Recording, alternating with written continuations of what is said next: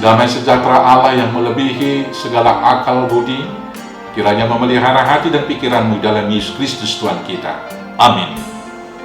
Shalom, selamat pagi saudaraku. Mari kita muliakan Tuhan dengan semua tugas tanggung jawab pekerjaan kita hari ini. Dan biarlah kita diberangkatkan firman Tuhan yang akan saya bacakan dari Yesaya 62 ayat 2. Demikianlah firman Tuhan. Maka bangsa-bangsa akan melihat kebenaranmu, dan semua raja akan melihat kemuliaanmu, dan orang akan menyebut engkau dengan nama baru yang akan ditentukan oleh Tuhan sendiri. Demikianlah firman Tuhan. Selamat Advent saudaraku.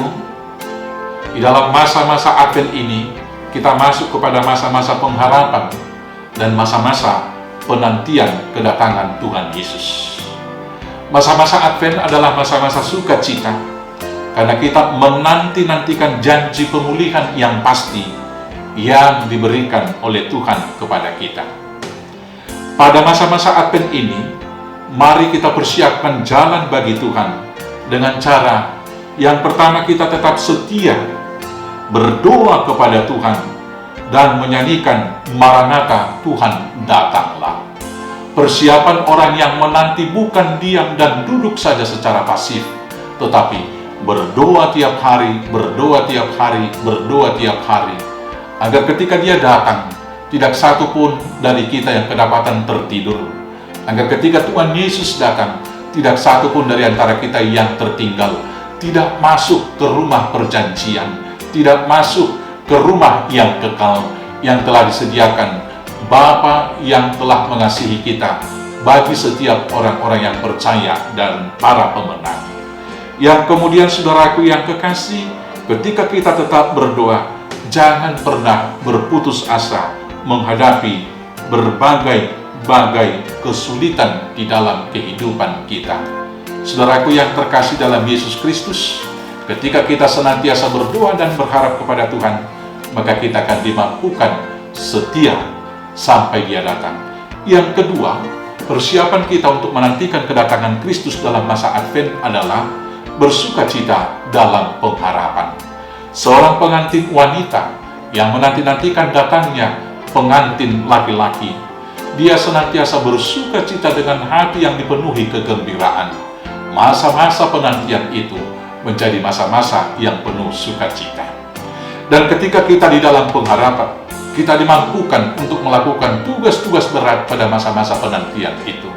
Seorang ibu yang setengah tua dimampukan untuk mengolah sawah ladangnya yang luas, karena dia berharap satu anaknya harus menjadi sarjana dari hasil pertaniannya tersebut. Pengharapan itu memberikan kekuatan, pengharapan itu memberikan sukacita, pengharapan itu membuat kita tahan uji.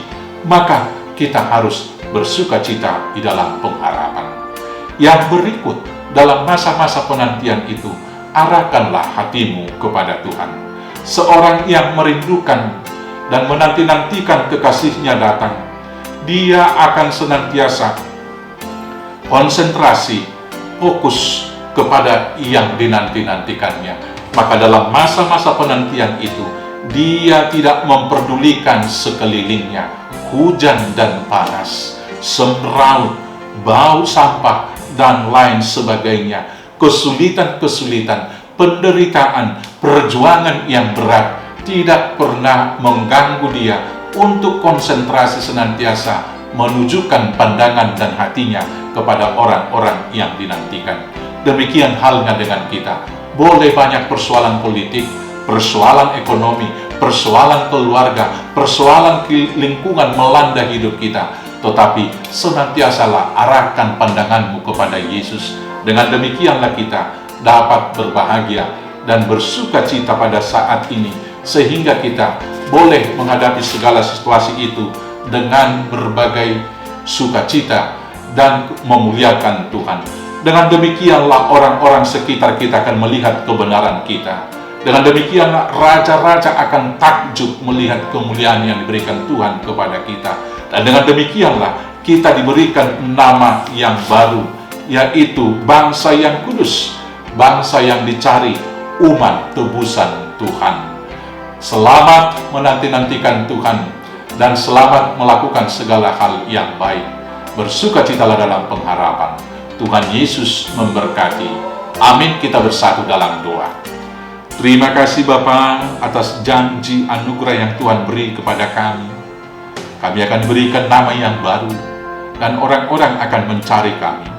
Kiranya Tuhan itu membuat kami mampu menghadapi berbagai pergumulan dalam realitas hidup yang kami hadapi saat ini.